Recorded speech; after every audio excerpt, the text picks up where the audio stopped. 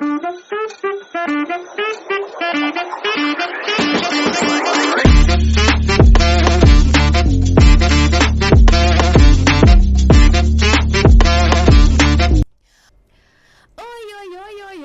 turminha! Tudo bem com vocês? Chegando mais uma edição desse podcast que é maravilhoso, aguardado por vocês, né? Eu sei que sim.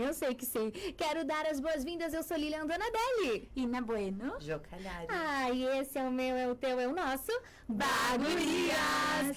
E sejam todos muito bem-vindos por aqui, você que nos acompanha ao vivo na página do Facebook da Band Serra Gaúcha, no Instagram, já vai chegando, já manda aí pra todo mundo, ou você que vai nos ouvir no futuro, né? O nosso eu do futuro, um assunto muito, muito importante. Gurias, vou apresentar a nossa convidada, quem tá nos assistindo já tá vendo ela. Nós vamos apresentar pra vocês essa guria maravilhosa, porque, gente, seguinte, né?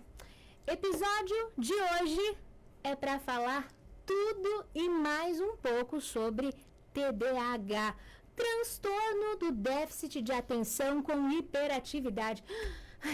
Cansa, né, de falar até um nome grande, um nome longo. Pois então, nós encontramos muitas informações e, infelizmente, desinformações sobre o assunto, aqui, inclusive, nas redes sociais, né? São muitas dúvidas, tabus e até mesmo a falácia de um tal de modismo em torno do transtorno. Pois é.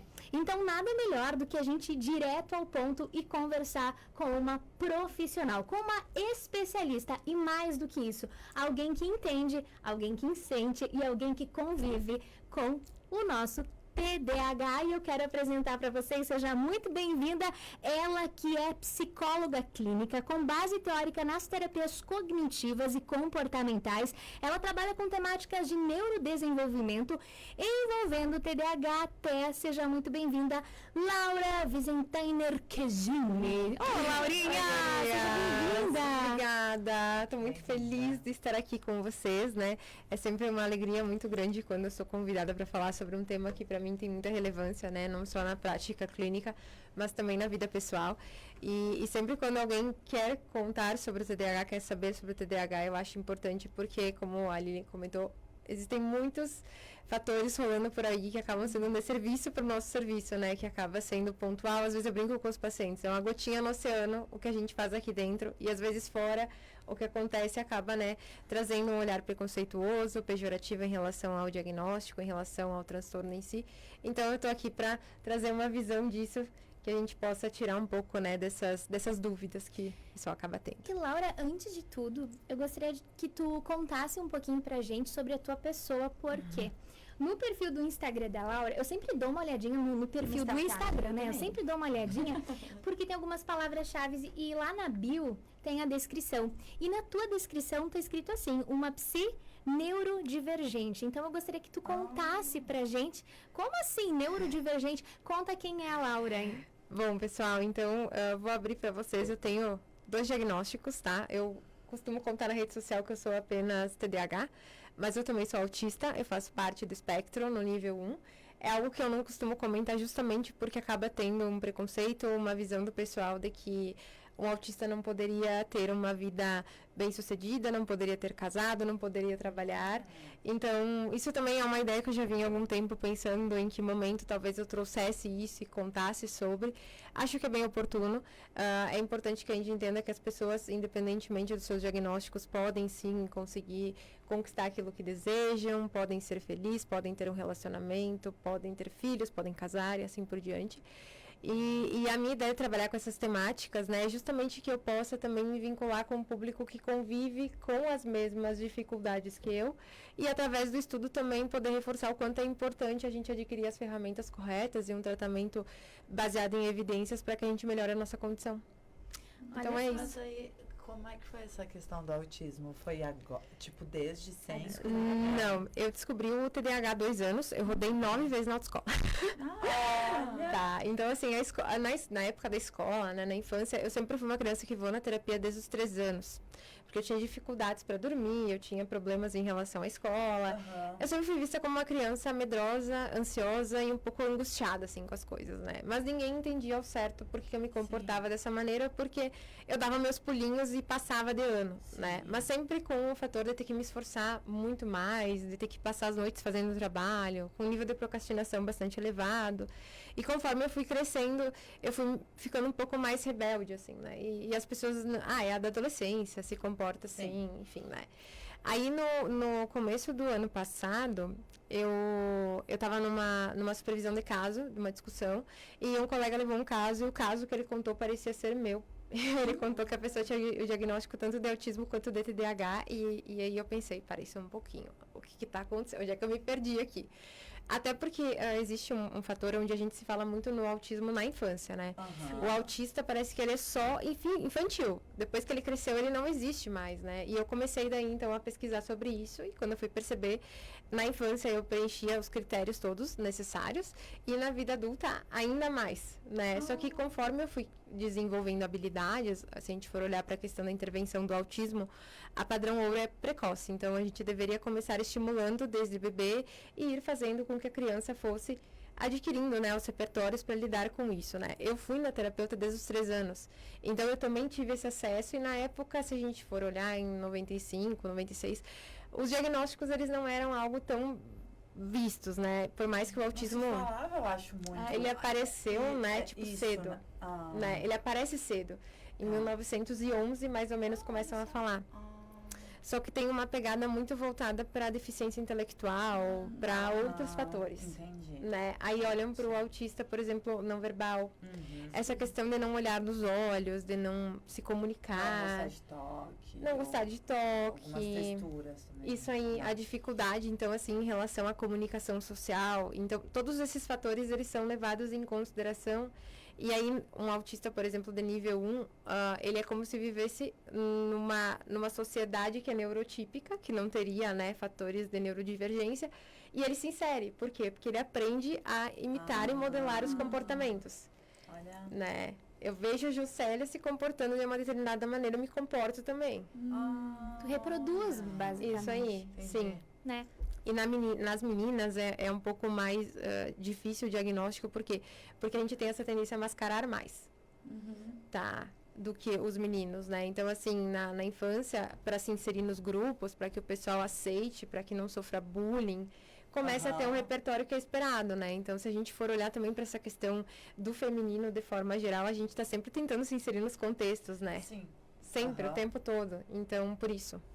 E aí, no teu caso, né, tu não tinha ainda o diagnóstico, né, do autismo. Antes veio o do TDAH ou Isso. foi mais ou menos junto? O do Como TDAH foi? veio em maio do ano de 2022. Depois disso eu descobri, eu comecei a tomar medicação, fiz o tratamento então da TCC, né, até minha psicóloga daqui de Garibaldi, Angélica Luca, e ela também me orientou nesse contexto, e eu passei na autoescola. Aí fiquei todo esse ano vivenciando normalmente, e quando veio essa questão do autismo, eu comecei a perceber que os prejuízos que eu tinha num contexto de comunicação, num contexto dos ambientes em que eu ia, e da falta de previsibilidade do que ia acontecer, era algo que me gerava bastante angústia, ansiedade, e me trazia prejuízos, né? Então, quando eu fui olhando para todas essas questões de tudo que saía da minha rotina, me causava um estresse imenso, eu não sabia por quê. Né? E isso foi desde criança. Eu detestava tirar férias, eu não gostava das coisas se rompendo, né? Então, essa questão de fazer tudo muito igual, de não mudanças, digamos. não mudar, né? Ou cortar o cabelo, por exemplo, era, né? A minha mãe sempre brincava que eu dizia que ela estava me matando quando ela ia lavar o meu cabelo. Realmente, tu sofria Isso com aí. isso. Então, eu fui juntando as informações, né? Daí eu fiz avaliação também neuropsicológica, fiz toda uma intervenção em relação a isso, busquei dados. E aí, através disso, veio, né, o meu diagnóstico de autismo do nível 1 de suporte, porque eu tenho dificuldades em muitos contextos que envolvem a mudança na minha rotina. Eu tenho hiperfoco em estudos em relação à psicologia. O meu hiperfoco é a psicologia. Olha que tem dinossauro. Isso aí. A música. Bichinhos sabia. do mar e Isso aí. hiperfoco. Hiperfoco. Lance de... É E verdade. daí tu tem com Com a psicologia. E aí, isso tudo voltado, né? Claro, a gente vai fazendo um geral, Mas a partir do momento que tu teve esse diagnóstico, a gente já vai falar, porque eu sei que tem muita gente curiosa, porque a gente quer saber, tá, mas com quantos anos, mais ou menos, tu tinha quando tu foi diagnosticada com o transtorno do TDAH? Eu tinha 27. 27 anos. Isso aí. Então, a gente tá usando até mesmo, né, Laura, como exemplo aqui pra falar, pra introduzir o assunto, mas existe um Laura antes do diagnóstico e um Laura depois. Com certeza. Então, tu tem como contar pra gente mais ou menos, assim, porque aí vem uma questão muito delicada, né? Que são as redes sociais que a gente falava no início. Porque hoje, se tu pesquisar no TikTok, tu pesquisar no Instagram, em qualquer... der um Google aí, tu vai ver muitos vídeos. De pessoas definindo, até de uma forma com humor, né? Falando sobre a questão, eu tenho TDAH porque eu esqueço as coisas, porque não sei o que. Começam a citar e a gente acaba muitas vezes olhando e falando, não, mas peraí, eu faço tudo isso. É verdade, a gente fica se comparando. A gente fica se comparando. E aí vem um perigo muito grande, porque tu fala em todo o tempo. Diagnóstica, total. Com tudo. E aí vem uma coisa que tu fala que tu vai na terapia, tu tem o auxílio de um profissional desde que tu era pequenininha. Sim. Tu quanto profissional da psicologia, também tem auxílio de um outro profissional da psicologia. Então, conta pra gente mais ou menos isso, desse antes, esse depois e esse diagnóstico, como é que foi? Então, eu fui, né, vivendo, dos 3 anos em diante, eu fui na psicóloga porque eu não dormia à noite. E esse é um dos critérios diagnósticos do autismo, problemas em relação ao sono, né, um distúrbio do sono. Tem a questão em relação à dificuldade também em lidar com as quebras de rotina. Eu tinha sempre as questões, tinha que ser tudo muito previsível, eu tinha que saber o que ia acontecer, de que maneira ia acontecer. E conforme a vida vai andando, a gente perde um pouco dessa previsibilidade, né? No começo, a gente sabe que de manhã vai pra escola, chega, almoça. Quando a gente vai se tornando adolescente, as coisas vão mudando e na vida adulta, então, nem se fala, né? E antes, né, quando eu trabalhava, por exemplo, em empresa, tinha essa questão dos horários, né? Eu era uma pessoa que eu chegava sempre em cima do laço. Esse é um contexto do TDAH. Meus amigos sempre brincavam que eu chegava atrasadinha, né? Quando aconteceu aquela música, aí você chegou atrasadinha, né? Porque eu sempre chegava atrasada. Então, assim, em relação às coisas que são da psicologia, eu nunca me atrasei. Eu não me atraso para os atendimentos, porque meu hiperfoco é esse, né? Então, o tanto que eu levo a sério isso é uma coisa bizarra, assim, pensando num contexto de... Eu não passo os dias sem estudar, né? É difícil para mim ficar sem estudar, porque meu hiperfoco é esse. Então, é uma maneira de ter controle, de ter previsibilidade. Até as pessoas que veem o meu Insta, elas veem que todos os dias eu faço tudo muito igual. Eu acordo de manhã, eu vou lá, eu faço meu chimarrão, daí eu saio, eu malho, eu volto, eu tomo café e eu estudo. Quando estudei, eu já vou atender. É sempre igual, não muda, né? E quando acaba tendo essa quebra, sei lá, porque faltou luz, de coisas que eu não controlo, o sofrimento em relação a isso era muito grande e eu não entendia, né? Aí o tempo foi passando, né? Eu fui percebendo também o quanto, quando eu trabalhava em outros ambientes, assim, corporativos, eu precisava do auxílio de colegas e eu tive colegas que me auxiliaram muito, assim, com a questão de planejamento para organizar e executar tarefas, que é um dos déficits do próprio déficit de atenção, porque o nosso problema ele está no córtex pré-frontal, que é essa parte atrás aqui da testa, que é o CEO, vamos dizer assim, da nossa empresa, né? Que comanda o espetáculo todo, só que ele tem problemas nas funções executivas, que é justamente onde tem o comando do planejar, organizar para executar, tá? E o TDAH, o que ele faz? Ou ele só executa, ou ele só planeja e não executa, ou ele simplesmente não faz nada. Então, tem esses déficits nesse repertório comportamental, tá? Então, aqui é um dos principais problemas. Eu vejo as pessoas, por exemplo, assim, eu fiz toda a faculdade, chegou o TCC e agora empaquei, eu não consigo fazer. É a questão da desistência, de não conseguir persistir nas tarefas, diferentemente, por exemplo, do autismo, que já tem essa persistência, essa rigidez muito alta, né? De não fazer mudanças, de não... Eu peguei aqui vou mostrar pra vocês aqui na telinha, mas eu aconselho-vos a entrar no Instagram, seguir a Laura, porque ela tem umas postagens informativas maravilhosas, e isso sim é informação que tu pode confiar, né? Que é de uma pessoa que estuda e estuda muito, gente. Tem um post aqui que eu achei incrível que diz assim, ó: iceberg do TDAH, o que elas não veem. Então, aí que tá o X da questão toda, né? Tem muita coisa que é superficial. Nós falávamos aqui nos bastidores, gurias, que muitas vezes as pessoas acabam julgando porque elas não entendem o quanto a pessoa sofre. Não entendem que a pessoa que chega, no caso, né, tava falando de uma das características do chegar atrasado, o quanto que a pessoa rema e parece que não chega lá. E aí eu gostaria que tu falasse um pouquinho mais agora, explanando, assim, pro pessoal que tá nos acompanhando agora, um pouquinho mais do que as pessoas não veem do TDAH. Sabe que uma coisa que me chama muita atenção é que quando as pessoas leem, né, transtorno do déficit de atenção e hiperatividade, elas muitas vezes não entendem que existem 3 facetas disso. Ou eu posso ser só desatento, ou eu posso ser só hiperativo, ou eu posso ser a combinação de ambos, tá? E aí as pessoas acham assim, eu não sou hiperativa, então eu não tenho TDAH, tá? E isso não é uma coisa correta, né? Um dos fatores principais é que em muitos contextos a pessoa, por exemplo, ela vai se organizar para fazer uma tarefa e ela não consegue ficar sentada para uma reunião, ela não consegue ficar sentada para estudar. Aí ela senta, ela começa a pensar assim, nossa, vou lá buscar uma água, e vai lá buscar água, e sentou de novo. Não, mas parece que eu vou no banheiro, aí vai no banheiro. Nisso se perde no caminho. Isso aí. Porque tem essa labilidade motivacional tão baixa. Eu posso falar? Claro. O meu marido foi diagnosticado com TDAH agora, faz o quê? 2 anos. E aí, tudo fechou muito, sabe? E ouvindo, às vezes eu até penso que eu posso ter... Existem níveis, assim. Sim. Porque, mas isso dele se perder no caminho, nossa, foi o principal, assim. Porque ele não conseguia concluir uma coisa, né? Sim. A não ser que fosse cuidar da moto dele. Que daí ele gosta. Olha aí, ó. Que ele ama moto. Sim. Então, assim, nada de resto existe. Ele não tem compromisso pra nada. Porque às vezes ele fica ele esquece de comer. Porque ele tá arrumando a moto. Sim, Cuidando da moto. Então, né? Convivendo com ele, eu tô aprendendo muito, assim, a, tipo, a ser mais tolerante, porque ele realmente, um dia ele me disse assim, eu sofro, tu acha que eu não sofro? Tu acha que não é difícil pra mim? Porque a gente, inclusive, trabalha juntos, né? Tá. E eu sou uma pessoa, daí, tipo, o negócio surgiu da minha ideia, de mim, não surgiu dele. E ele entrou depois. E ele é uma peça fundamental, assim, eu falo todos os dias, ele é peça-chave do negócio.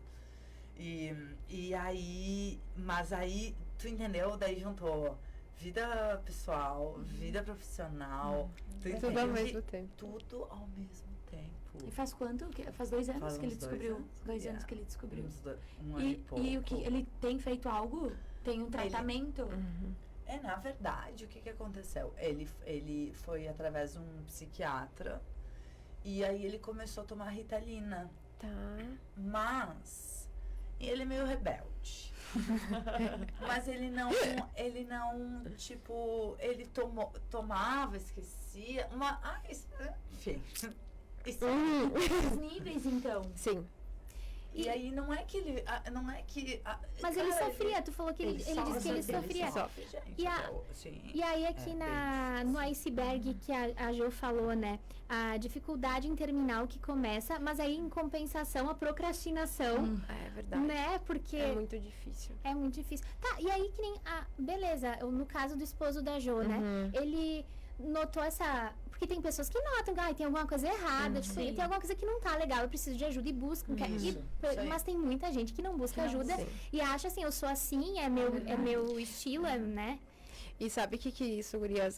Assim, né? O TDAH, ele vai ter os níveis, né? Então, é leve, moderado e agudo, né? Aí pode ser que a gente também olhe para um contexto de ter ambos, mas o nível de desatenção é maior do que de hiperatividade. Daí, para isso, tem as escalas, né? Que a gente vai observando. Mas o diagnóstico sempre vai ser através da entrevista. Então, a gente vai conversando com a pessoa. Em muitos casos, o TDAH tardio, né? Ele não lembra da infância. Então, tu vai perguntar e ele tem um nulo, assim. Tipo, o que aconteceu? Eu não me lembro muito bem. Às vezes a gente tem acesso a familiares, por exemplo, a mãe, o pai, o irmão, e aí a gente consegue dados relevantes da pessoa. Mas em alguns contextos, quando a gente não tem esse acesso, a gente vai meio que por fatores que a gente observa que vão acontecendo, né? Então, às vezes o diagnóstico também não é algo tão simples, né? E adoro isso porque, assim, gente, agora é importante falar, tava conversando... tu conversa com outro. A gente tem a nossa colega aqui da Band que ela estuda psicologia, então a gente tem um acesso e conversa muito sobre isso. A importância do diagnóstico, gente. De novo, né? A gente fala do... De buscar um Tem que profissional. buscar. E os profissionais também hoje precisam se capacitar Sim. para essa questão, né, né, Laura?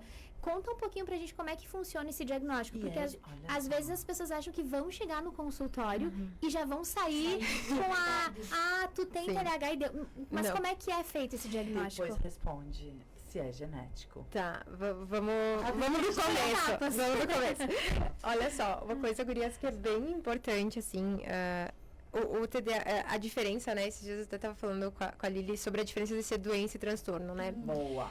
O lance da doença é que ele vai ter sempre um agente causador. Então, se a gente for pensar, por exemplo, na doença de Chagas, o barbeiro é o causador. Se a gente for pensar na dengue, o Aedes aegypti é o agente que causa, né, a dengue. No contexto do transtorno, a diferença é que o indivíduo ele vai ter fatores que não estão necessariamente associados a uma doença. Eles podem ser associados a fatores que são genéticos, hereditários, fatores em relação ao ambiente em que o indivíduo convive, né? Então, se a gente for pensar assim, num contexto genético, na minha família, ninguém é diagnosticado por um profissional. Mas observando os sinais e os sintomas, eu, enquanto profissional de saúde, posso imaginar que me pareço mais com um ou com o outro, tá? Mas eles não possuem diagnóstico. Nesse contexto, o que acontece? Eu fui educada e convivi com essas pessoas que tinham comportamentos iguais aos meus por quase toda a minha vida. Então, o que acontece? Quando eu olhava para o meu comportamento, eu pensava, tá, mas eu sou igual a tal pessoa. E automaticamente, o fato de ser igual, eu imagino que todo mundo se comporte assim. E eu vejo isso nos meus pacientes chegando no consultório. Não, mas Laura, eu sempre convivi com a minha mãe é que nem eu sou. Então, é da convivência. Sim, é do ambiente. Mas se a gente for pegar um fator genético, a minha mãe sempre foi esquecida. O meu pai sempre atrasou. A minha mãe sempre fez tudo correndo. O meu pai sempre estava correndo atrás dele mesmo. Seria comportamental? São fatores comportamentais, mas se a gente for pensar assim, às vezes mesmo com estratégias, a pessoa tentando colocar despertador, colocando agenda, ela não olha, ela ignora o despertador. Então, por isso que o fator da medicação, ele vai ter uma resposta em relação ao córtex pré-frontal, porque ele vai aumentar o nível da dopamina. A dopamina é um neurotransmissor que faz com que a gente se motive para fazer as tarefas, que é justamente o nosso déficit, pensando no TDAH. Eu não me sinto motivado o suficiente para sustentar a minha atenção em algo. Em compensação, aquilo que eu gosto muito, eu tenho hiperfoco que eu não preciso fazer nada, eu esqueço de comer. Então, eu esqueço de necessidades fisiológicas básicas, né? Eu lembro da questão de não ir no banheiro quando eu estava fazendo alguma coisa que eu gostava. Tipo, eu ficava assim, não, só um pouquinho. Deixa eu terminar só essa página, depois eu vou. Mas assim, eu precisava ir, não ia mudar nada eu deixar ali, ir no banheiro e depois retornar. Mas tem essas dificuldades em relação a esse planejamento e essa organização para executar a tarefa, né? Uma outra coisa que eu percebo, assim, as pessoas elas não conseguem parar uma determinada tarefa e muitas não conseguem começar a tarefa. Então, existem estratégias em relação ao processo terapêutico que a gente vai fazendo, né? Então, dentro do TDAH, no processo diagnóstico, como é que vai funcionar, né? O indivíduo vai chegar, ele vai trazer a queixa dele e a gente vai começar a identificar. Um dos principais fatores que eu sempre vou observar é como é que tu dorme.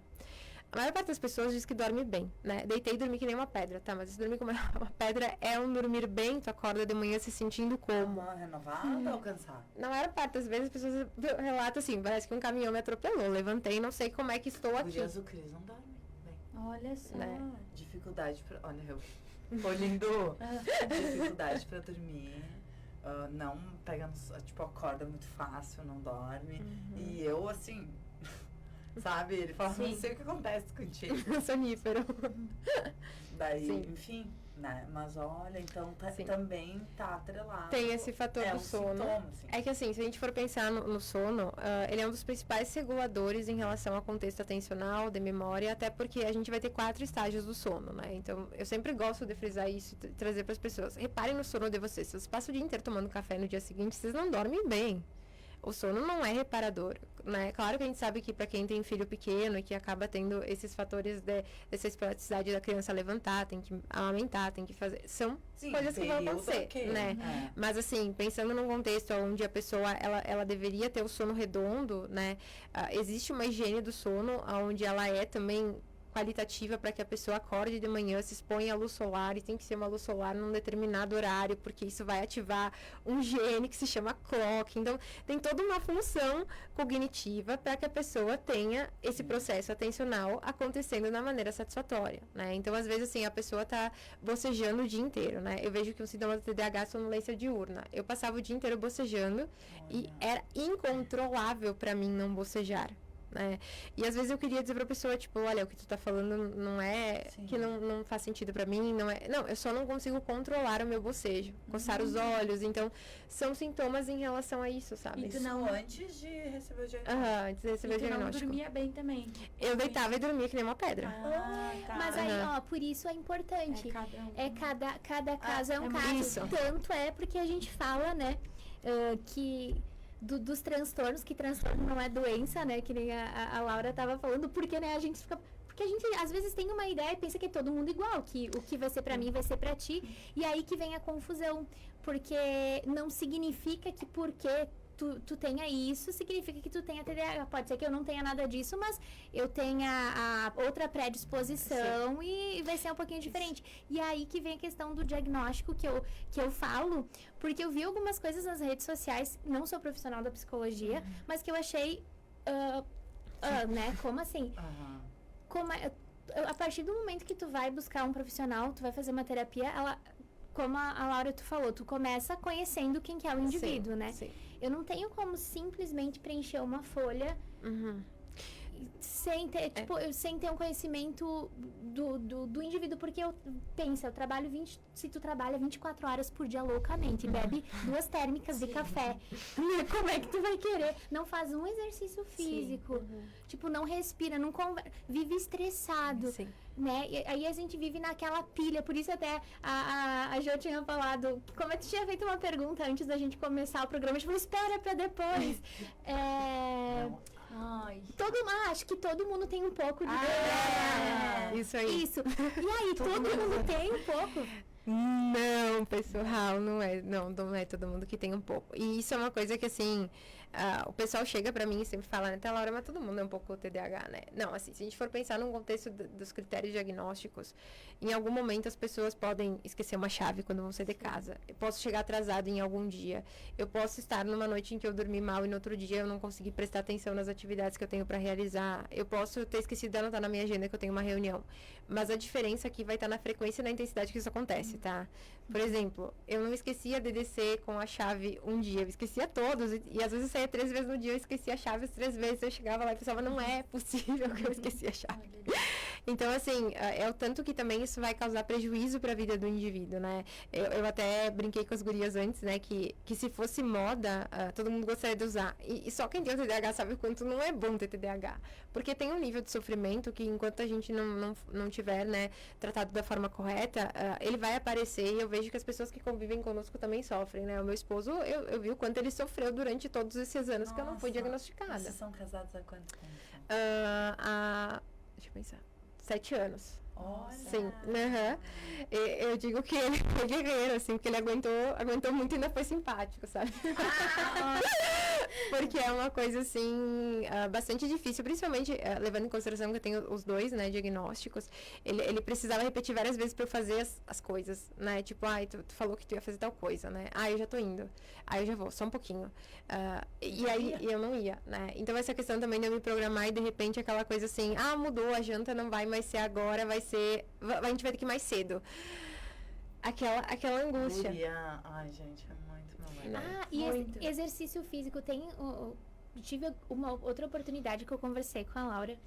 E um dos fatores que ela falou que eu lembro, eu gostaria muito que tu compartilhasse com a gente, é a questão, gente, como impacta a partir do momento que tu tem um diagnóstico correto e tu faz o tratamento, que a gente com certeza vai querer saber do tratamento e tudo mais, mas a questão do cuidado teu contigo mesmo, com o teu corpo, porque quando tu cuida da mente, todo o resto flui. Isso é bem importante, né? Eu até comentei com a Lili num outro momento em que eu vim aqui, que eu pesava 30 quilos a mais do que eu peso hoje, né? Sério? Sim, eu tive uma situação em 2018, onde eu acabei me mudando, e com essa mudança eu acabei utilizando a comida como um regulador emocional, realmente, usei mesmo. Tu é daqui de Barbosa? Eu sou da fronteira, sou da Alegrete. Olha. Mas eu moro aqui há 12 anos já. Agora em julho fazem 12 anos. E quando eu me mudei pra cá foi bem difícil, assim, a minha mudança. E aí depois, em 2018, quando eu casei, eu fui morar com meu esposo. Foi mais uma mudança e foi algo bastante difícil, assim, né, na minha vida. E a partir desse momento onde eu tive essa experiência de mudar pra uma casa nova, num ambiente novo, embora eu tivesse planejado, eu quisesse muito isso, era uma vida completamente diferente. Eu deitava na minha cama e olhava pra si e pensava assim, como é que eu tô aqui nesse lugar, vivendo isso? Quem sou eu? Mudou tudo. Mudou absolutamente tudo o que está acontecendo, né? Então, assim, no começo eu sofria muito, eu tive episódios, né, onde eu passei um tempo mais deprimida. Na época eu era estudante de psicologia, eu identificava que tinha a questão da depressão. E aí eu fui buscar ajuda, inclusive a minha psiquiatra, a Verônica Lázari, que era daqui de Garibaldi, agora ela mora em São Paulo, né? Ela continua sendo minha psiquiatra. E aí eu fiz o tratamento com ela em relação a isso e melhorei. Então, assim, às vezes a gente vai buscar o tratamento num primeiro momento para uma questão e depois em relação a isso vão aparecendo outras coisas, né? Eu digo para as pessoas, primeiro a gente precisa limpar esse comportamento e entender o que é que está acontecendo ali. Porque os diagnósticos, eles podem estar sobrepostos, né? Então, se a gente for pensar nesse contexto da atividade física, eu coloco a atividade física como uma atividade da terapia. A pessoa tem que fazer atividade física. Por quê? Atividade física é regulador emocional, assim como o sono. Pensando num contexto onde o indivíduo ele é hiperativo, ou onde ele tem um nível de ansiedade mais elevado, a atividade física regula os níveis de endorfina, de adrenalina, de cortisol. Pra todo mundo, né? Pra qualquer pessoa, Sim, né? nossa. Inclusive tem diversos estudos que mostram a questão da longevidade, da diminuição das doenças, né? Em relação a esse contexto da prática da atividade física. E também até mesmo no contexto estético, que a gente não pode esquecer que levar em consideração isso é importante para nossa autoestima, para o nosso bem-estar, né? Então, eu observo todos esses fatores e eu vejo o quanto é importante, assim, que as pessoas se conscientizem e pratiquem atividade física, né? Eu sou uma grande entusiasta disso e desde 2019, de outubro de 2019, do dia 19, eu pratico atividade física todo dia. Academia? Todos os dias. Ou- Eu faço academia, crossfit e caminhada. olha aí, né? Adoro, né? Então, assim, a melhor parte de fazer atividade física pra mim é o quanto eu me regulo emocionalmente, né? Eu tomo medicação, sim, eu faço os tratamentos em relação à parte medicamentosa também, né? Essa é uma dúvida que as pessoas têm, sim, eu faço, porque eu entendo que, assim como se eu tivesse um problema relacionado à questão do meu coração, eu faria um tratamento, porque que em relação à minha questão psíquica eu não posso fazer, né? Que esse também eu tava falando pra Lili, né? A guria tem É um preconceito muito né? grande, né? Mas logo que o Cris, até eu, assim, que às vezes às vezes a gente se coloca num, sou mais de boa, mais, né, relax, sabe, com as coisas. Aí ele surgiu com essa necessidade de tomar remédio. Gente, eu vou falar, no primeiro momento, eu fiquei meio assim, sério? Mas não tem outra, sabe, preconceituosa? Sim. Né? E daí até que eu disse, não, peraí, né? Se é uma questão química, é uma questão, assim, das conexões, mas demorou, não foi assim, ó. Mas aí que tá, conexões gente. neurais. É uma necessidade do teu organismo. É uma necessidade Sim. que tu tem. E aí vai... Se tu tem um acompanhamento. Falta se vitamina tu- D, tu faz o quê? Isso. Sim, Isso vai quando é repor. suplementação. E aí eu consegui entender, mas eu entendo um preconceito, um julgamento, Sim. sabe? E aí eu entendo. E enfim, e aí eu consegui entender melhor, né? Aceitar. E como é bom tu falar isso, sabe, Laura? Porque desmistifica muita coisa que todo mundo coloca É verdade. em uma Olha só, caixinha. E a pessoa já nasce assim. Sim, se a gente for pensar assim, a predisposição da genética, da heredabilidade, ela vai existir, tá? O que acontece é que, por exemplo, assim, se pensando no contexto TDAH, tá? Se um dos pais tiver, existe uma possibilidade de 18% do filho ter, por exemplo, 18%, né? Agora, se os dois tiverem, que pode ser que aconteça, tá? Pela questão da compatibilidade das pessoas serem parecidas, se encontrarem e, né, aumenta daí a quantidade, né, de possibilidade em relação a isso. Se um irmão tiver, o outro tem quase 57% chance, né, de ter. Então, aumenta muito mais, né? Então, se a gente for olhar num contexto geral, muito dos fatores vai ser genético, e nesse contexto combinado com o ambiente. Então, por exemplo, assim, a criança, ela nasceu, ela tem a predisposição genética ao TDAH, mas ela cresceu num ambiente, por exemplo, onde ela ia para um colégio militar, que tinha que seguir regras, que tinha que... Como tem esse período da infância que a gente tem o cérebro mais plástico, a gente aprende as coisas de uma maneira muito mais rápida. E falando nisso, com que idade que dá pra se fazer o diagnóstico? Tá, em relação ao TDAH, a gente pega geralmente o período de aprendizagem, então entre 5 e 6 anos. Por quê? Porque a partir do momento onde a criança, né, tá na escola, se inseriu, ela aprendeu a ler, escrever, a gente vai ter os períodos do desenvolvimento, né? Então, dentro do TDAH vai nessa linha, tá? Porque antes eu vejo meus filhos vão fazer 5. Nossa, antes disso eu acho tão precoce, eles estão mudando tudo. Eu falava com a Laura que eu vi uma mãe perguntou para uma psicóloga que ela achou que o filho de 2 aninhos estava agitado, tipo, mas criança... Gente, criança é criança, no caso, criança é criança, né? Mas enfim, né, ela fez uma pergunta que ela disse que ela levou no neuro, e o neuro falou, não, teu filho de 2 aninhos tem TDAH. E aí ela fez um questionamento para a psicóloga pedindo, então, eu estou em dúvida, ele medicou o meu filho. Aí vem a questão do medicamento, que eu acho muito bom que a gente realmente, às vezes, tem aquela coisa, né, que eu acho que é necessário, não pode ter tabu, mas ao mesmo tempo, não adianta tu medicar e não fazer a outra parte. Isso aí, Laura, é que assim, um dos contextos principais em relação a isso, eu sempre falo para as pessoas, padrão ouro vai ser psicoterapia e medicamento, tá? Nem todo mundo vai precisar de medicamento? Não, nem todo mundo. Tem gente que toma um remédio e ao invés da pessoa se organizar, ela acaba aumentando o nível de irritabilidade, ela acaba ficando mais suscetível à questão de diminuir a comunicação dela. Então, a gente precisa ter cuidados em relação ao que acontece. E demora pra tu perceber se aquele tratamento é ou não. Sim, é que assim... Porque dá efeitos colaterais no começo. Isso aí é que depende muito da pessoa, né? Então, se a gente for pensar, por exemplo, né, esse contexto do TDAH, o ideal é que a gente espere o período de aprendizagem da criança. Até porque as avaliações, elas correspondem em relação à questão assim, a criança tem que ter dificuldades em pelo menos 2 ambientes. Então, com 2 anos de idade, ela vai conviver com quem? Com os pais, no máximo, com o avô, com o cuidador, ou vai na creche, mas, tipo assim, é tudo muito vago, né? Até porque o TDAH, ele tem a ver com essa questão em relação ao neurodesenvolvimento, né? Agora, a gente pega o autismo, por exemplo, o autismo, a intervenção dele é precoce. Então, a partir, mais ou menos, dos 9 meses, a gente consegue perceber se o bebê tem alguns comportamentos que seriam interessantes a gente prestar atenção, né? Então, por exemplo, tu chama, ele não corresponde, ele não olha nos olhos, ele não faz esse contato com a mãe durante a amamentação. São completamente diferentes, né? Então, eu vejo que hoje também tem essa questão da sobreposição, né? De ter um e ter outro, não necessariamente, é importante que as pessoas saibam.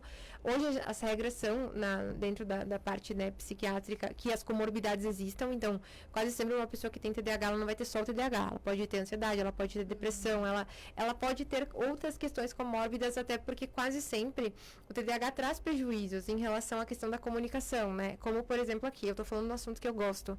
A minha dificuldade em parar de falar é imensa. A gente fica se batendo pra falar, né? Então, assim, é uma das coisas que às vezes eu falo para os pacientes, para que a gente tá brigando hoje pra ver quem é que fala mais, né? Por causa da dificuldade do controle inibitório. A gente tem dificuldade em frear a fala. Em muitos ambientes as pessoas veem isso como sendo uma pessoa pouco educada, pouco polida. Que corta, né? Que corta. A gente brincava, falava aqui, né, com o Fê, ele... Na oportunidade a gente falava, né, que todo mundo ficava se cortando. E aí a gente ria, né? Ficava sendo engraçado, era né? divertido, assim. Mas em muitos contextos, por exemplo, numa reunião, isso é uma coisa muito mal vista, assim, né? Tipo, tu tá ali num ambiente, tipo, meu Deus, preciso... Porque como a pessoa ela tem medo de esquecer o que ela vai falar, ela tem a tendência a cortar. Então, tipo eu. Vai que eu esqueço. Vai que eu esqueço, não vou.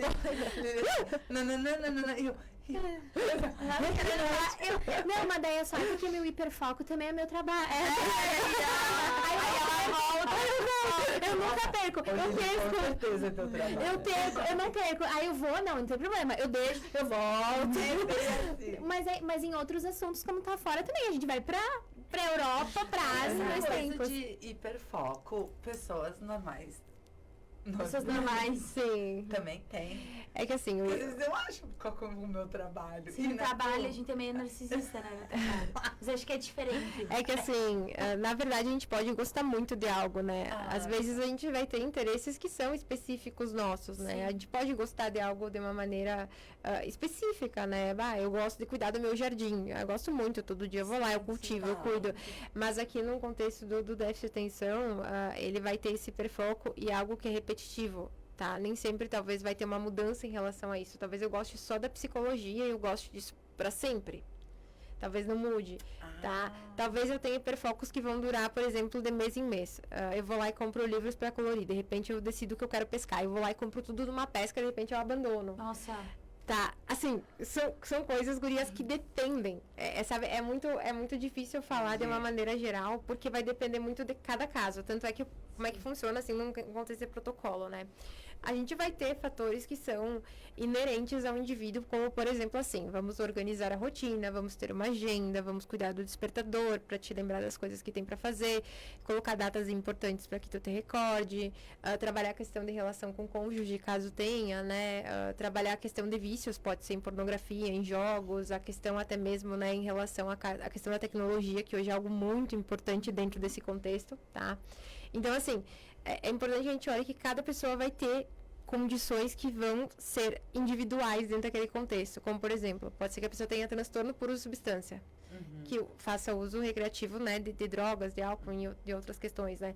A gente vai fazer um tratamento específico para aquela pessoa, né? Ele vai ser especializado para aquele indivíduo. Por quê? Tem coisas que vão ser iguais para todo mundo, mas tem coisas que vão ser completamente distintas, né? Porque nós somos diferentes um dos outros, né? A gente tem as nossas necessidades, enfim, e isso é, vamos dizer, é o natural. Só que o que não é o natural é a gente viver sofrendo, sem buscar uma ajuda para nos auxiliar a ficarmos bem conosco mesmo. Eu acho que esse é o grande ponto, sabe? Ou até mesmo dando desculpas, assim. Também. Porque às vezes tu acha que, tu tá. Não, mas eu sou assim, tu tem que me aceitar. Isso é um ponto Todo mundo perfeito. tem que me aceitar porque eu sou Usar assim. como desculpa. Daí, tu entendeu? Sim. Tipo, usar como escudo, usar como desculpa pra tudo, por exemplo. Esquece das coisas. Sabe? Isso um pouco me atrapalha, assim, né? Sim. Tá, mas peraí, tu entendeu? Não, tipo, dá pra ser diferente, sabe? Tu sabe que isso é uma coisa bem importante, assim, quando eu vou começar a trabalhar com as pessoas, eu explico pra elas que dentro do processo terapêutico elas vão ter uma parcela que é muito grande no processo. Claro. A minha parte, ela é muito pequena, sou uma gotinha no oceano todo, porque é ela que vai ter que trabalhar e fazer as coisas durante a semana. Ela vai contar com o meu direcionamento, com o meu suporte, com o meu apoio? Vai. Mas vai depender dela, né? E eu falo muito assim, vocês estão recebendo o diagnóstico, por quê? Porque é importante que você saiba que isso tem um nome, que isso existe, para que possa tratar da forma correta, mas que não use isso como muleta. Tá, eu uso muito isso porque assim, ok, eu sou assim, aceite, entenda como eu sou. Tá, o mundo que lute e me aguente. Não necessariamente, né? A gente precisa também ter essa autorresponsabilidade de que muitas vezes o nosso comportamento, ele vai ser algo prejudicial no ambiente em que eu tô e com as pessoas que eu convivo, né? E a nossa autorresponsabilidade, ela tem que ir até um certo ponto para que a gente não invada o limite do outro, para que a gente também tenha essa questão da empatia, né? E que a gente compreenda que isso vai ser um fator que vai me afetar, vai afetar o outro. E pessoas com TDAH têm muitos problemas de relacionamento. É uma das áreas que mais tem problemas de relacionamento. Nossa. Né? E sabe que eu tenho gêmeos, né? 2 bebês. E aí, desde que o Cris tem esse diagnóstico, eu fiquei pensando muito neles, né? No Adam e no Ravi. Mas eu percebo muito isso que tu falou. É do convívio, sabe? Vai moldando, assim, vai tornando. E agora eles vão fazer 5 anos. E desde a escolinha, desde 2 anos eu vou em terapia por causa que a escolinha mandou. Mas nunca eles precisaram ir, porque estava mais relacionado à minha relação com o Cris do que, tu entendeu? Sim. O reflexo que a gente causava neles, que eles tinham mau comportamento pelo nosso reflexo de, enfim, Legal. de Sim, que casal, conviviam ali. que a gente convivia, a gente a gente não se entendia, por isso eu não sabia direito o que era isso. Depois eu comecei a entender melhor e adorei hoje o encontro de hoje. Perfeito. Então, daí agora, tipo, todo mundo ficava falando, mas teu filho deve ter, porque eles são muito cheios de energia. Mas teu filho deve ter hiperatividade, não sei o quê. Eu digo, gente, eles são crianças, eu não vou ficar rotulando nenhum dos dois, sabe? Sim. Eu vou fazer o que for preciso, eu ia em terapia, buscava ajuda, a gente mudava, eles mudavam. Isso achei fantástico que a Jo falou. Jo, eu vou pegar o bonde porque tu falou nisso e eu acho que é bem legal a gente comentar. Por quê? É meio polêmico, mas é muito necessário. Porque hoje em dia a criança tá correndo, ela quer perguntar. Porque ela é uma criança. Aí eu pergunto, Laura, claro, a gente não tá falando aqui na questão do diagnóstico, quando tem transtorno, e cada coisa, que nem a Jo falou, tinha uma questão dentro de casa, ela foi buscar ajuda pra ver como é que eu posso resolver. Mas eu vejo que tem se rotulado as crianças de um jeito precoce por elas simplesmente serem crianças. Sim, é verdade. E aí daí vira todo mundo com TDAH, todo mundo. Aí vira moda, o modismo. Isso que a gente fala do modismo. Né? É que sabe que assim, às vezes eu percebo que parece mais fácil. Tá? Se torna mais simples, porque realmente, assim, pode ser que o fator da medicação iniba comportamento, diminua o ritmo e acaba sendo mais simples, em muitos contextos, né? Sim. Entendam que eu não estou generalizando, mas é uma coisa que acontece. Por exemplo, as crianças hoje, elas têm acesso à tecnologia diferente, por exemplo, da nossa infância, que a gente brincava na rua, andava de bicicleta, por aí, tinha os amigos. Hoje é raro a gente ver isso acontecer, né? Esses dias eu vi crianças andando na rua, perto da minha casa, e disse pro meu marido: olha que legal, eles estão andando de bicicleta. Tipo, é uma coisa que eu vejo acontecendo. Eu vejo, às vezes, eles sentados na frente de casa com um tablet ou com alguma coisa assim. Então, querendo ou não, eles estão numa época, né? Hoje, a questão tecnológica, ela está muito à frente. Então, as crianças estão sendo mais expostas a fazerem atividades que muitas vezes não são tão dopaminérgicas para elas quanto antigamente a gente fazia, de brincar mais na rua, de criar coisas manuais para brincar. A gente se envolvia com essas coisas, né? Então, hoje eu vejo que está muito associado com essa questão, né? Eles têm mais acesso a telas e tal, né? Isso não é um fator predispositor a diagnóstico, é importante que as pessoas saibam, tá? Eu gosto muito de reforçar isso. Isso que a Jo falou também dela buscar a ajuda e a escola ter direcionado para que os pais busquem ajuda, acho muito importante, porque muitas vezes as pessoas encaminham os filhos e, toma que o problema é teu para o psicólogo. Não.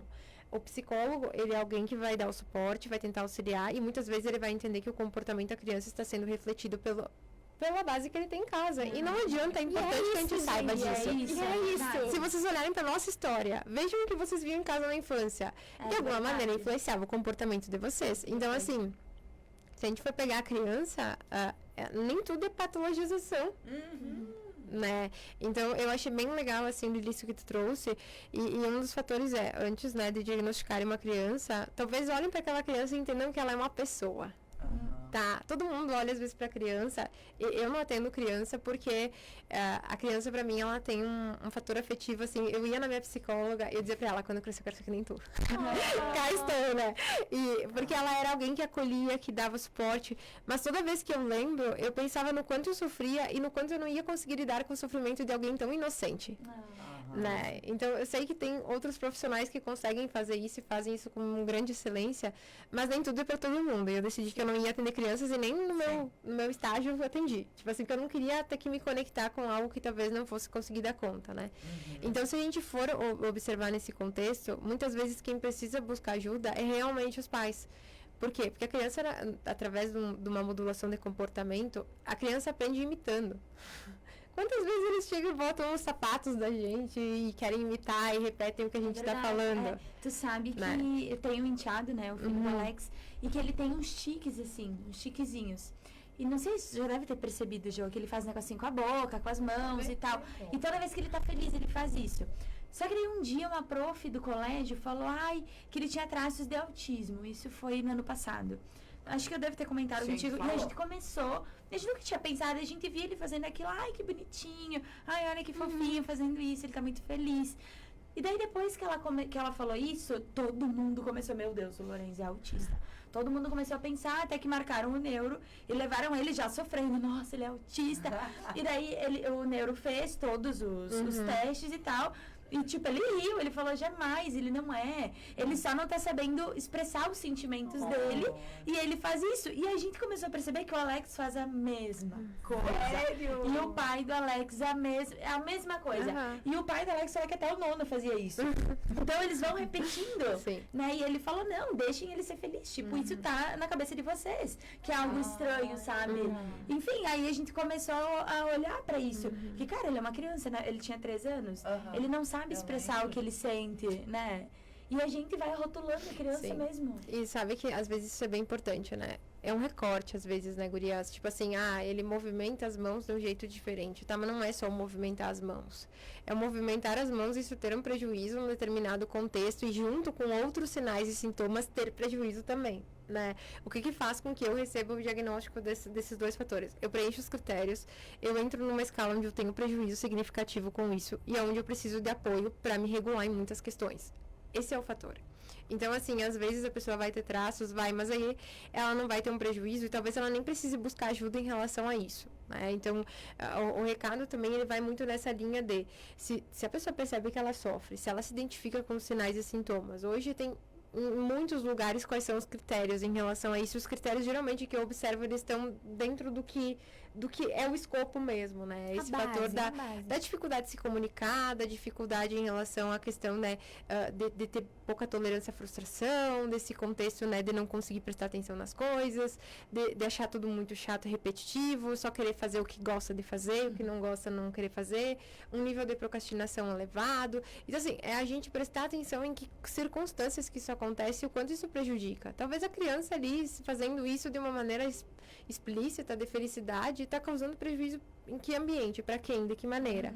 Eu entendo que talvez num contexto pedagógico eles tenham talvez até uma orientação para olhar para isso e dizer, fiquem atentos, porque pode ser que aconteça alguma coisa, né? Que bom que foram lá e descartaram, porque a intervenção precoce realmente ela melhora muito a vida e a condição da criança caso isso aconteça. Então, se observar o filho tendo, né, comportamentos que saem fora dessa média, eu digo assim a média, né? Porque a gente vai olhar pessoas típicas, elas têm um padrão comportamental que é típico, é esperado, né? A gente tem até no cartão de vacina aquele desenvolvimento que é esperado para o bebê, né? Tantos meses, né? Tais fatores desenvolvidos. Depois disso, tantos, né? Então, assim, a gente tem um nível esperado em relação a isso, e se isso não acontecer, buscar ajuda, porque daí tem um indivíduo em sofrimento ali, que quanto antes ele receber auxílio, excelente. E às vezes a gente vai num profissional, isso também é uma coisa muito importante de falar, que ele não vai validar o que tu tá falando. Busquem outro. É bom, né? Às vezes uma segunda opinião é importante. Eu fui na mesma psicóloga desde os 3 anos até os 7, depois eu fui em outra dos 10 até os 14, e depois eu fui em outra dos 16 até os 21, quando eu encontrei a minha e tô com ela já fazem todo esse tempo, né? E talvez, assim, é importante a gente entender que nem todo mundo vai ter respostas para tudo. Tá? E muitas vezes eu falo para a psicóloga, sempre me diz, Laura, como é que eu não percebi isso antes? Eu falei, mas será que eu te trazia informações suficientes para que tu percebesse? É verdade. Sabe, eu sou da área da saúde também, eu estudava eu lia sobre isso, mas eu achava que era só na infância, então na vida adulta eu nem chegava a me identificar com aquilo, porque eu sempre olhei para as coisas de uma maneira onde eu me colocava fora daquilo ali. Então, às vezes, a gente também não se reconhece como sendo uma pessoa que está em sofrimento, né? Eu vejo muito assim, que nem no teu caso tu disse, né? O teu marido falou, eu tô sofrendo, mas às vezes precisa de alguém que olhe para esse sofrimento e diga, eu acho que tu tá sofrendo aqui. E demorou, porque a gente tá juntos, vai fazer 9 anos. E eu sempre achei estranho, assim. Só que daí tu pensa, bom, ele é assim. É assim, é preguiça, isso, é aquilo. Exato. Só que aí, quando a gente começou a trabalhar junto, né? Isso só atenuou, assim, sabe? E aí eu disse, não, alguma coisa tem, não pode, né? E aí que ele foi atrás, que daí ele viu, mas não pode, porque eu sou muito diferente dele. Muito o oposto, né? Então, quando acontece isso, não que eu seja, nossa, sou super focada, não. Mas, tipo, daí quando acontece isso, fica muito, nítido, né? Muito berrante, sabe? Tipo, Sim. latente. Ele. É que é o oposto, né? Sim. Daí ficava lá, assim, toda hora. Sim. Daí ficava difícil pra mim de conviver. de me controlar, né? Porque eu também não entendia ele, eu achava que era isso, falta de vontade, preguiça. E sabe, e falando nisso, a questão dos temperamentos, né? Porque a gente, além de tudo isso, a gente tem a questão de lidar com as emoções, porque cada um aprendeu a lidar com as emoções ou não aprendeu a lidar com as emoções, né? Que é uma questão que também a gente deveria aprender desde pequenininho, ter uma orientação, porque o que eu vejo é que são muitos adultos que carregam embutido consigo, vamos dizer assim, o engolir emoções, de não saber expressar quando tá aqui. Tudo bem tu sentir raiva, só que como é que tu vai lidar com a tua raiva, enfim. E tu consegue enxergar isso também, porque eu vejo que se a gente tivesse mais nítido, se tivesse um autoconhecimento, volta ao que a gente sempre fala aqui no podcast, do autoconhecimento, tu começa a observar, porque às vezes eu acho que a gente se compara muito com os outros e a gente esquece de olhar, opa, calma aí, como eu não tô sabendo lidar com esse sentimento, tu falou da frustração, né? Poxa, mas como eu tô sofrendo tanto com uma coisa tão pequena, enfim. E guria, isso, eu sou muito maleável, flexível, se não rolou, não rolou, se tem que mudar, muda, sempre fui, assim. E daí com ele, nossa, tipo, a gente combinava um negócio, tinha que mudar. Gente, ele entrava num sofrimento que eu ficava assim, oi, é sério isso? Mas qualquer coisa, tipo... Mas e aí pode ser, porque aí vem aquela questão do balanço e da sobreposição dos transtornos que tu falava, né? Nem tudo é transtorno. Sim. Nem tudo é... Ou pode ser que tu não tá sabendo lidar com as tuas emoções, porque realmente tem um transtorno aí. Sim. A gente tem que pensar nisso também, né? Sabe que uma coisa, assim, que eu tento entender nas pessoas é... Às vezes chegam pessoas que nunca fizeram terapia, às vezes chegam pessoas que já fizeram, né? E aí o nível de observação delas em relação a si mesmas é alto. Geralmente as primeiras tarefas que eu dou são todas de auto-observação mesmo, porque eu quero que a pessoa me traga dados, né? Como é que é teu dia? De que momentos tu se sente mais atento, menos atento? Em que momentos tu te sente irritado? Às vezes as pessoas não sabem nomear o que elas sentem, né? Então, assim, pegando até mesmo num contexto do TDAH, por exemplo, a questão da raiva, da irritabilidade é bem mais frequente, porque são pessoas que têm baixa tolerância à frustração, tá? Não é um sintoma no critério do DSM, né, que é o livro dos diagnósticos, mas a gente percebe que a pessoa se frustra com muita facilidade, que tem a questão de que quando as coisas não saem conforme o planejado, ela fica chateada com isso. Daí fica reclamona. Eu disse, mas para de reclamar, entendeu? É que essa questão das expectativas, né? É verdade. Não serem, supridas, né? Não serem atingidas. Então, se a gente for olhar, por exemplo, num contexto do autismo, às vezes a pessoa tem dificuldade em reconhecer as emoções, tem dificuldade em conseguir nomear isso, né? Entender o que está sentindo, como está sentindo. Por quê? Porque ela não consegue reconhecer, né? Tem um pouco dessa dificuldade da reciprocidade socioemocional. Então, né? Eu só vou entender que o outro está triste se ele chorar, por exemplo, que é algo muito explícito, né? Claro que através dos sinais, porque no autismo a dificuldade está em perceber os sinais, fazer essa cognição da compreensão do que está acontecendo e depois disso conseguir manter e desenvolver esse fator com o passar num contexto de comunicação, né? Olhando para essa parte social. Mas num contexto, por exemplo, do TDAH, esses fatores eles já são completamente distintos. Tá? Então, aqui é a parte onde eles se separam. Tem coisas que vão ser parecidas nos diagnósticos, que a gente vai olhar, por exemplo, vai ter o transtorno de personalidade borderline, vai ter a questão do transtorno de ansiedade social, que muitas vezes pode ser de ansiedade generalizada, que pode ser confundido com o TDAH, né? Porque a pessoa ela é ansiosa, ela paralisa, ela procrastina também. Tem alguns sintomas que estão presentes em relação às tarefas do dia que ela tem que fazer, né? A sobrecarga. E um abre parênteses nisso, o tratamento vai ser diferente para uma coisa e para outra, mesmo sendo parecido? Com certeza. Porque, na verdade, a ideia principal do tratamento é a gente descobrir quais são as funções disso, né? E não tem um autotratamento, né? Na verdade, assim, a ideia da TCC, que é a terapia cognitivo-comportamental, é que a gente ensine o paciente a ser seu próprio terapeuta. Para que ele, com o passar do tempo, não dependa mais de nós, né? Eu sempre digo, eu sou uma muleta para ti. E em determinado momento, tu vai estar com a tua perna ok, tu vai precisar andar sozinho e abandonar a muleta. Por quê? É importante que as pessoas entendam que a terapia tem que ter começo, meio e fim. Né? E uma terapia baseada em evidências, ela traz muito a importância da gente levar em consideração os valores do paciente, o que ele leva em consideração. O tratamento, ele é colaborativo. Eu não chego pro paciente falando o que ele tem que fazer, a vida é dele. Eu digo para os meus pacientes, ó. As pessoas querem, né, Laura?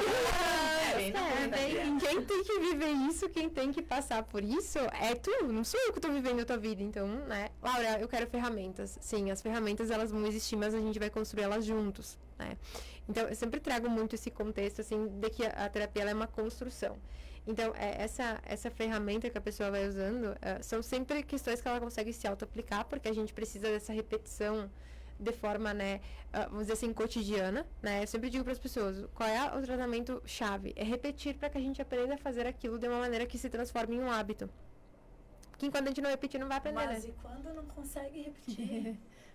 Aí é importante que a gente entenda por que não consegue repetir. Porque o Cris faz terapia, mas ele não consegue repetir nada que faz bem pra ele. Nada.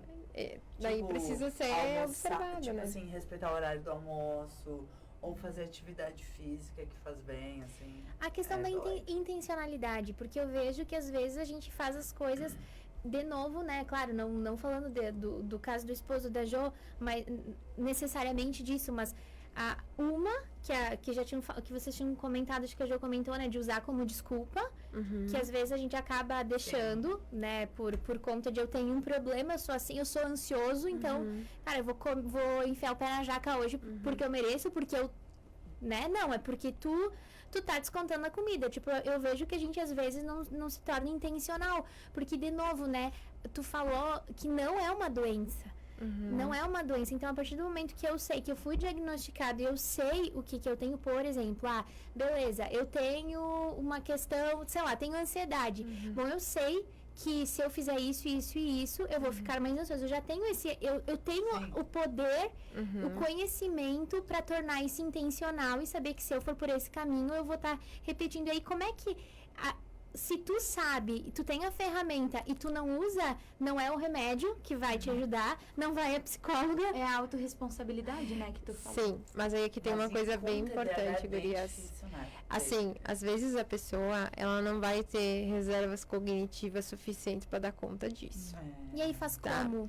Aí nesse caso vai precisar do suporte de alguém, né, da família, um suporte bem mais substancial para dar conta disso. Talvez ver se não tem algum outro, né, transtorno que não está sendo diagnosticado ali, que realmente a pessoa precise de uma maior ajuda que ela não percebe, né? Eu procrastinava, por exemplo, para comer. Tá, eu tinha procrastinação para ir comer, eu podia estar morrendo de fome, eu tava tremendo e eu não ia comer. Enquanto não ouvisse alguém dizendo, Laura, te levanta e vai lá e come, por favor. Vai. E aí tu Né? falou do suporte e aí chegou ao que eu queria. O suporte, né? No caso aqui do Muito exemplo que a Jo importante, né? trouxe, né? A Jo tá dando apoio, mas e quando dentro da casa da pessoa, a pessoa não enxerga, né? Porque às vezes acha que é uma frescura. É verdade. E aí? Muito difícil. Tá, e nesse caso, assim, esse fator da frescura é algo muito presente, assim, nos casos que eu atendo é bem comum, tá? Principalmente quando envolve TDAH e autismo, ou a pessoa tem também a questão de ter o QI acima da média, superdotado, altas habilidades, tem muito desses fatores, tá? Uma das questões principais é que o indivíduo busca esse suporte fora.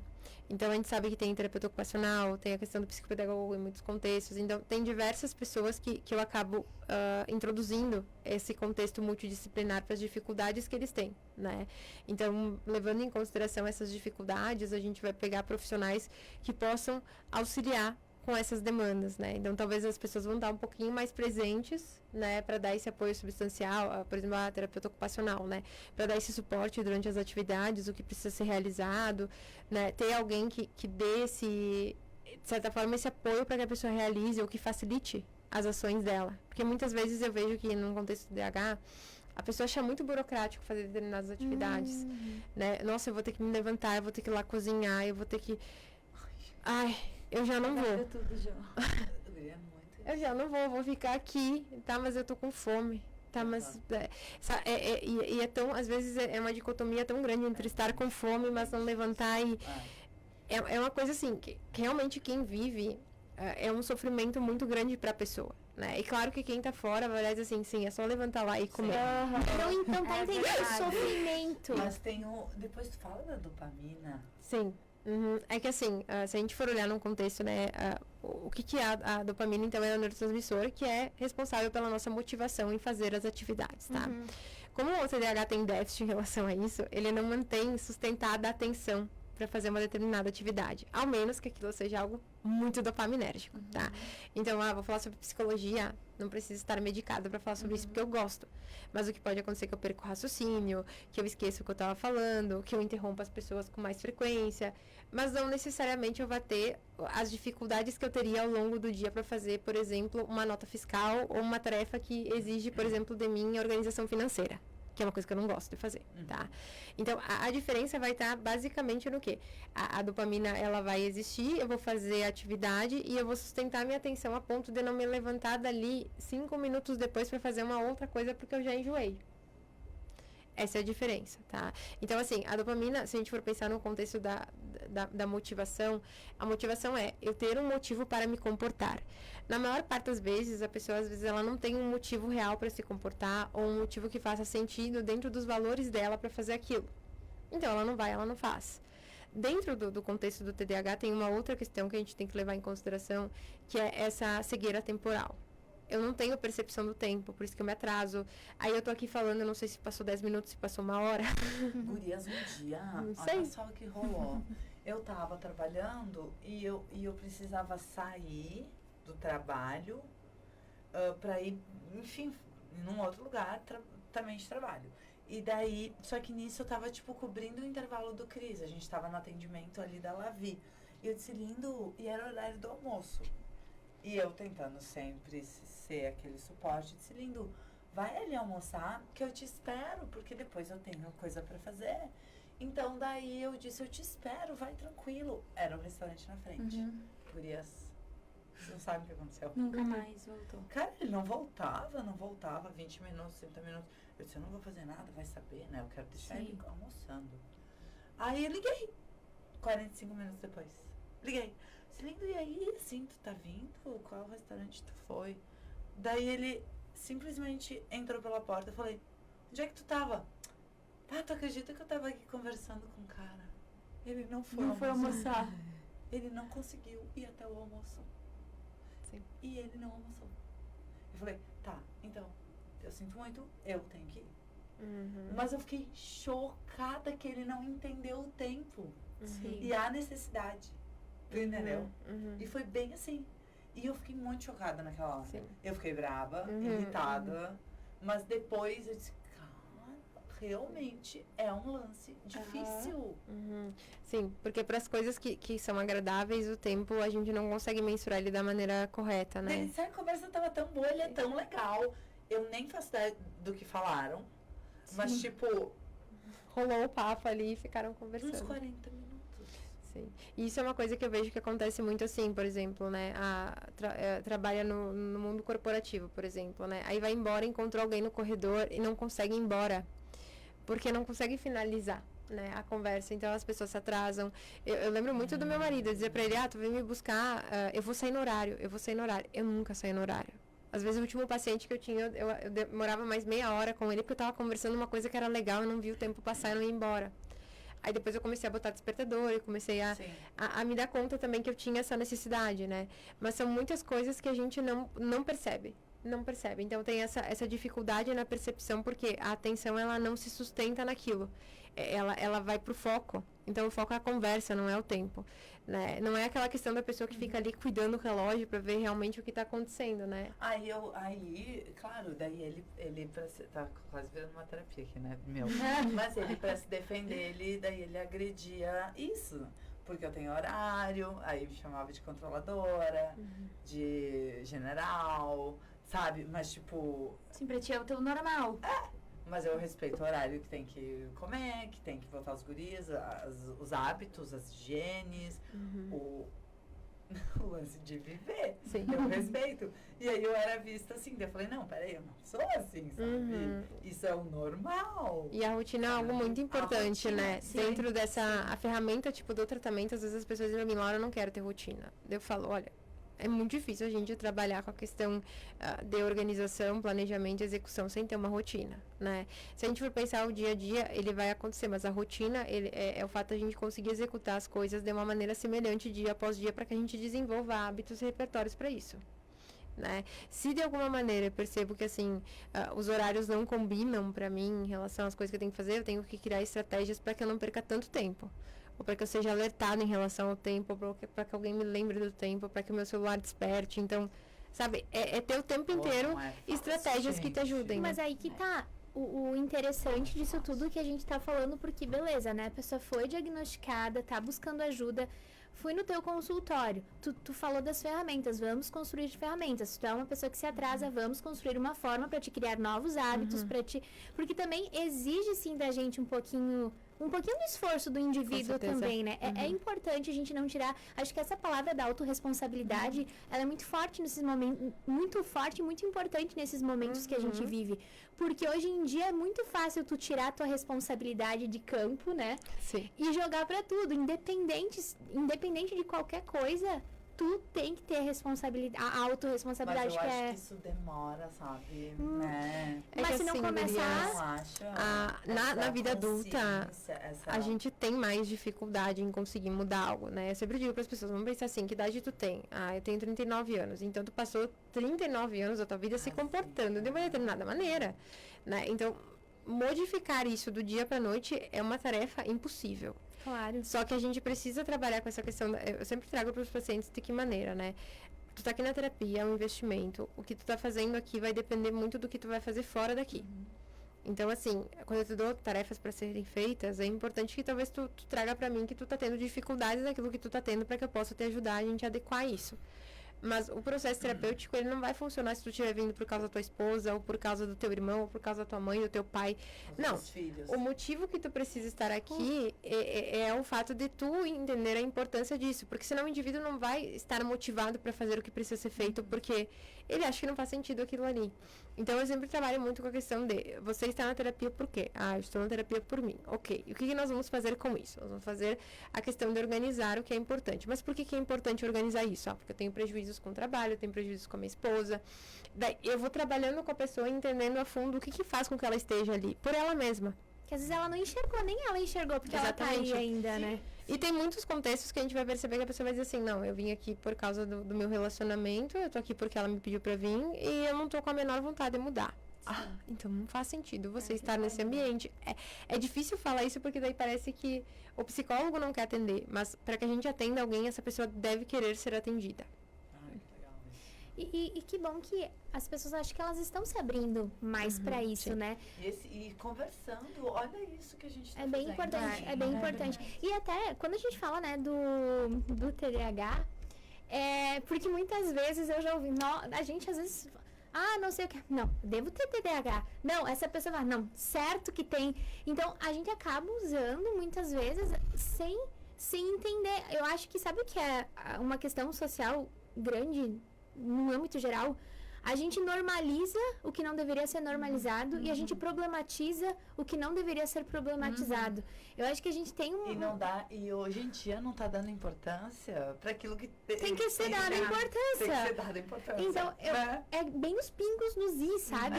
É bem os pingos nos is, porque aí tudo se torna um tabu que não deveria ser um tabu, que deveria ser conversado, a gente deixa de conversar. E se torna uma grande brincadeira o sofrimento, né? Do outro, assim. E, gurias, é legal esse espaço que vocês têm aqui. Eu até estava falando antes pra Lilian, né? Sempre que eu posso, eu vou nos lugares quando sou convidada, né? De uma maneira voluntária para falar sobre a psicologia baseada em evidências, mas de uma maneira séria, né? E quando o pessoal pede, né? Sobre o que acontece comigo, eu gosto de abrir e contar para as pessoas, porque para que elas possam ver que existe a possibilidade de fazer um tratamento e melhorar em muitas condições. Exato. Existe um antes, existe um depois, mas tudo vai depender muito do engajamento do indivíduo frente a isso, né? Então, essa parte de normalizar um diagnóstico é péssima no contexto da gente olhar para isso e imaginar que todo mundo tem um pouco. Não é todo mundo que tem um pouco, porque senão o mundo seria um atrapalho só se todo mundo tivesse TDAH. Se todo mundo tivesse TDAH, a gente não tava aqui no horário. Se todo mundo tivesse TDAH, a gente tinha esquecido o que a gente tava falando. Tava todo mundo se interrompendo o tempo todo. E às vezes eu digo pra vocês, não faz sentido isso. Se a gente olhar dentro da sala de aula mesmo, né? A gente pegar os colegas que a gente tinha, olha as diferenças comportamentais das pessoas. Ninguém era igual, né? Então é importante que a gente tire um pouco desse estigma de que todo mundo tem um pouco disso. Todo mundo se parece um pouco com isso. Uma coisa que acontece todo mundo é ansioso. Isso sim. Tá? A ansiedade é inerente ao ser humano, porque faz parte de um contexto onde nós aprendemos isso de uma maneira inata. Já nascemos com essa questão da ansiedade. Por que eu tô falando sobre isso? Porque na ansiedade a gente vai ter graus, né? Então vai ter o grau que ele é esperado, que seria uma ansiedade em relação a, por exemplo, eu sair na rua, tá escuro, e eu me preocupar se talvez tenha alguém quando eu vou abrir o carro. Eu ver um cachorro vindo na minha direção e eu ficar um pouco vigilante para saber o que fazer. Eu aprender a lutar ou fugir. Isso a gente aprendeu, né, num contexto que foi herdado de aprendizado, tá? O problema é eu estar sentado no domingo à noite na minha casa com ansiedade, pensando no dia seguinte. Então, aqui tá a diferença de uma patologia para o que não é uma patologia. Eu posso esquecer a chave num dia onde eu tô nervoso, onde eu tô apurado, aonde eu soube que, por exemplo, eu recebi uma promoção e fiquei muito feliz com isso e esqueci minha chave quando eu desci. Posso? Mas foi uma situação. Isso não aconteceu o tempo inteiro.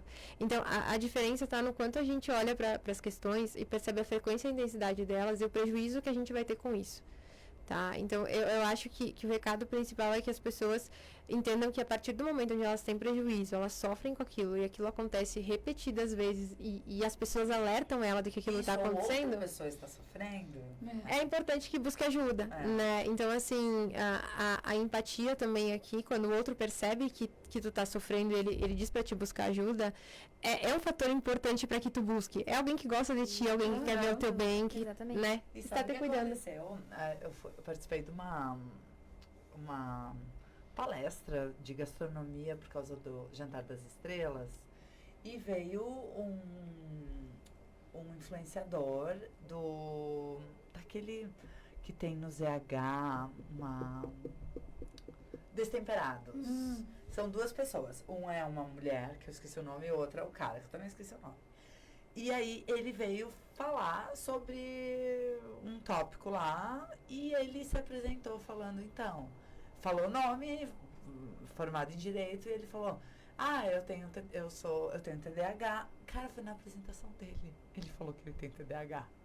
Tipo, ele usou o diagnóstico dele pra falar as coisas, assim, do tipo, eu posso esquecer, tu entendeu? Mas ele falou tão legal, pra mim foi tão, eu voltei pra casa tão feliz em te ver, assim, que olha só, né, a pessoa pode ser bem-sucedida, pode se relacionar. Ele fez uma apresentação super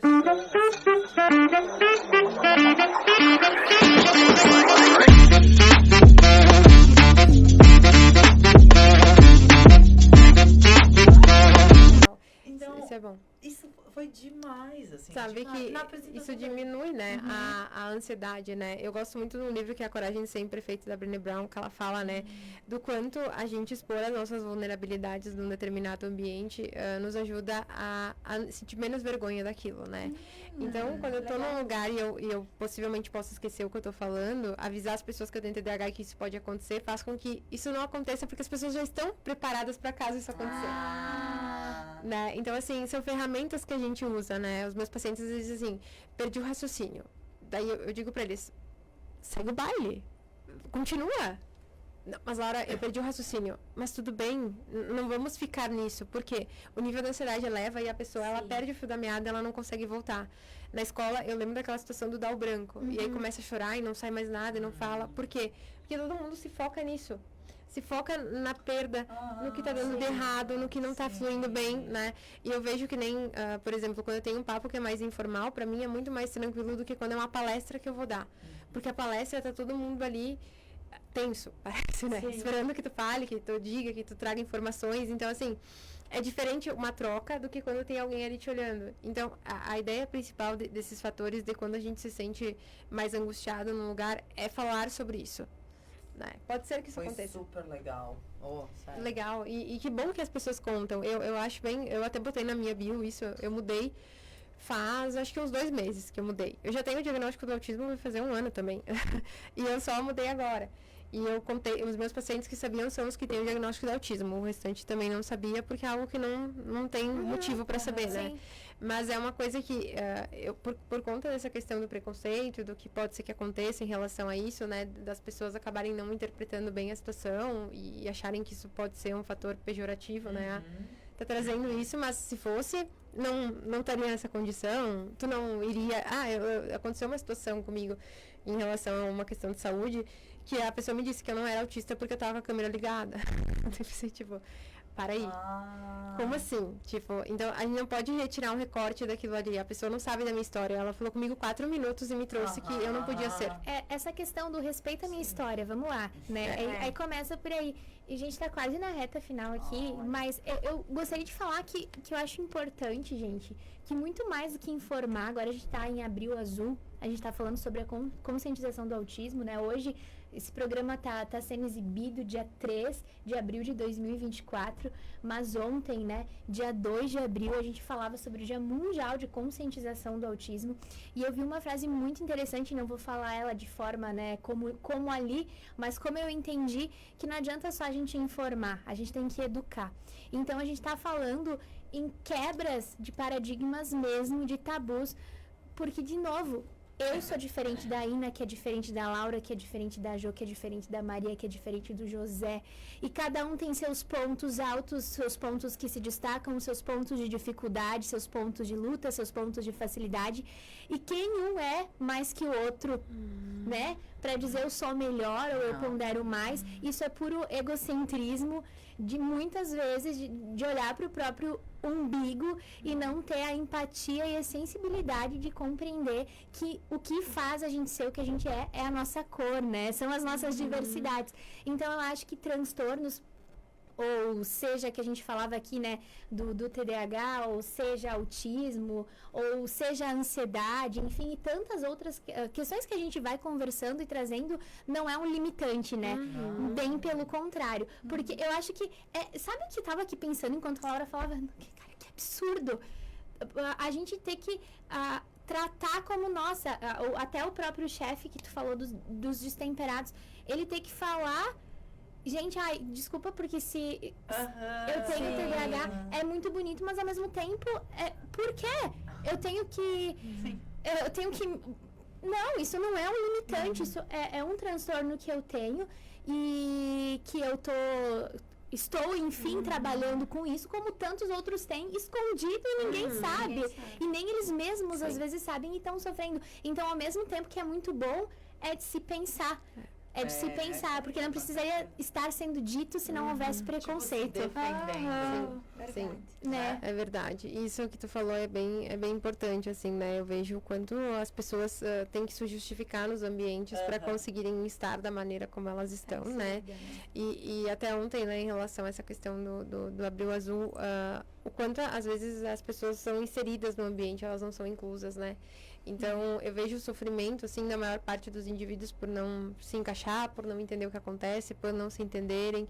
Então, essa questão de buscar ajuda é justamente para que a gente possa, de alguma maneira, melhorar a qualidade de vida das pessoas, trazer bem-estar e mostrar que tem uma vida que pode ser interessante, que ela pode ser boa, que ela pode ser vivida de uma maneira mais funcional, mais saudável, né? Não é normal a gente querer que o dia acabe, que a gente não queira estar com as pessoas porque estar nos ambientes é tão hostil que eu quero ir embora. Às vezes eu quero ir embora, mas eu quero ir embora da onde? Pra onde? Né? Então, o meu recado também, ele fica mais nessa questão de, independentemente do diagnóstico ou não, se você estiver em sofrimento, busque ajuda. Exatamente, busque ajuda. Busque ajuda. Que delícia, que bom a gente poder conversar, viu, Laura? A gente te agradece por tu compartilhar teu conhecimento. A consulta VIP.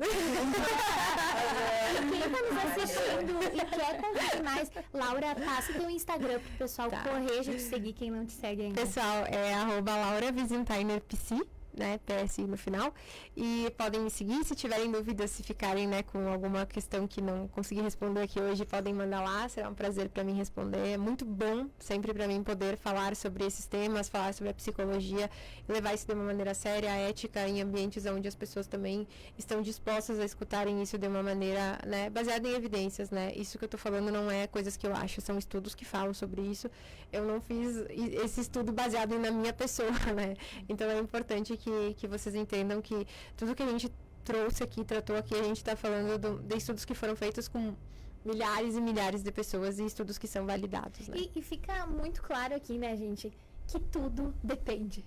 Sim. Né?